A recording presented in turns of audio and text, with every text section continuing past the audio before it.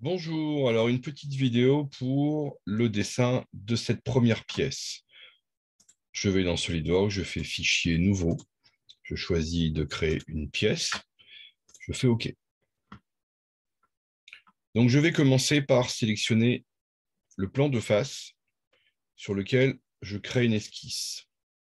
Je choisis l'outil rectangle, je viens m'accrocher à l'origine de mon repère en cliquant une fois dessus et je clique une deuxième fois pour placer mon rectangle. Donc, je fais un coup de roulette avant ou arrière pour zoomer et dézoomer. Si jamais je suis perdu, vous cliquez ici. Je prends mon outil cotation, je dézoome un petit peu, je donne ici la valeur de 75. Vous voyez qu'il reste encore une ligne bleue, ça veut dire que mon esquisse n'est pas encore complètement contraint. 40, voilà. Mon esquisse est complètement noire. Ma forme est fermée, donc ici, ça apparaît en gris. Les deux cotations sont présentes. Donc, je peux maintenant donner du volume en allant dans Fonction, Bossage. Je rentre la valeur correspondant à l'épaisseur de ma pièce, qui est de 15 mm, et je valide. Voilà. Donc, sur la face supérieure de cette pièce, que je sélectionne, je crée une esquisse pour dessiner mon trou carré. Donc, je commence à dessiner mon rectangle. Donc, on voit bien qu'on est sur la face supérieure, la face que j'ai sélectionnée. Je vais dans orienter la vue de manière à ce que je puisse être perpendiculaire à cette face et je rentre mes différentes cotes. Donc, le rectangle avec le dessus de la pièce, on est à 10 mm. On a la même cote en bas. Sur le côté, ici, on est à 10 mm également. Et ici, on est à 7 et 7, 14, 15 mm. Voilà.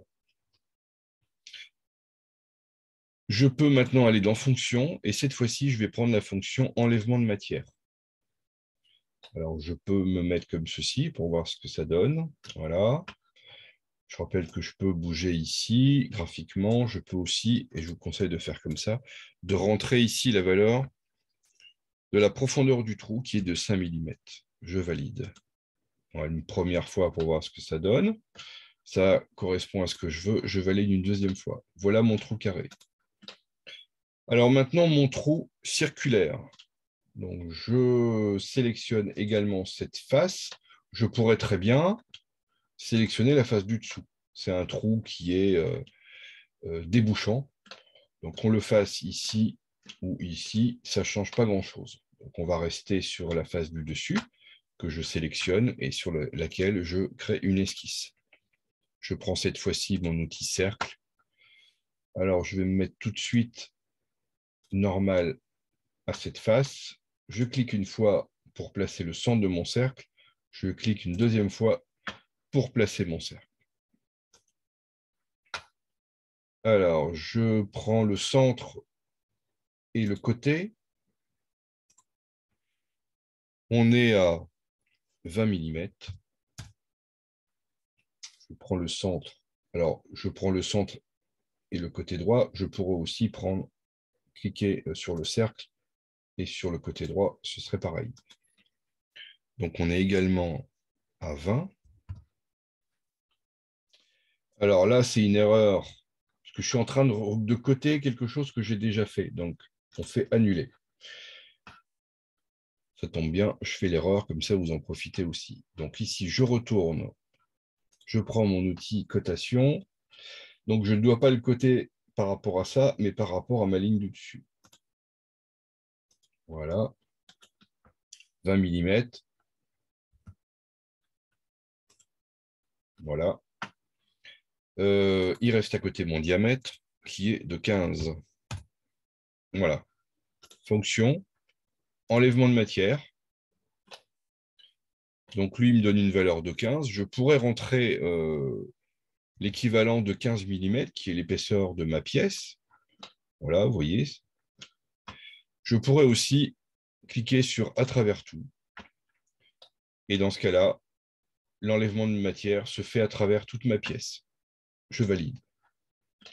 Donc, voilà mon deuxième trou. Donc, je rappelle ici qu'on a toutes les fonctions que je peux dérouler et je retrouve pour chaque fonction l'esquisse qui a été dessinée. Pour retourner dans une fonction, par exemple, si je voulais modifier la profondeur du trou que je viens de faire, je fais clic droit et je fais ici « Éditer la fonction ». Je reviens en arrière, je peux modifier des éléments. Si je voulais modifier, par exemple, l'esquisse qui a été utilisée pour ce trou carré, je déroule ma fonction, je clique droit ici sur l'esquisse et là, je vais éditer l'esquisse. Je me mets normal à la vue et je peux modifier l'esquisse comme je le désire. Je peux sortir ici de mon esquisse en cliquant en haut à gauche. Donc là, on est revenu en mode 3D. Il me reste à dessiner le petit tenon qui se trouve sur cette face ici. C'est pour ça que je sélectionne cette face. Donc, toujours pareil, esquisse. Je choisis mon outil rectangulaire. Je me mets normal A. Je clique une fois, je glisse ma souris vers le bas. Je clique une deuxième fois. Je choisis mon outil cotation. On est à 5 mm du côté gauche. Et on a la même chose du côté droit. On est par rapport au haut de la pièce à une hauteur de 10 mm. Et on a la même chose en bas. Voilà, 10 mm. Voilà. J'ai bien dessiné mon esquisse sur cette face ici.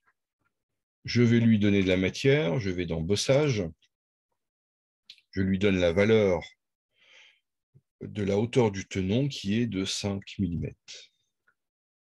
Je valide une fois pour vérifier si ça va. Alors, il est possible parfois que l'extrusion se fasse dans la mauvaise direction. Donc, on peut graphiquement faire, comme je viens de le faire, passer d'un côté à l'autre. Il y a ce bouton aussi qui permet aussi de passer d'un côté à l'autre. Je valide. Voilà. Voici ma pièce qui est terminée.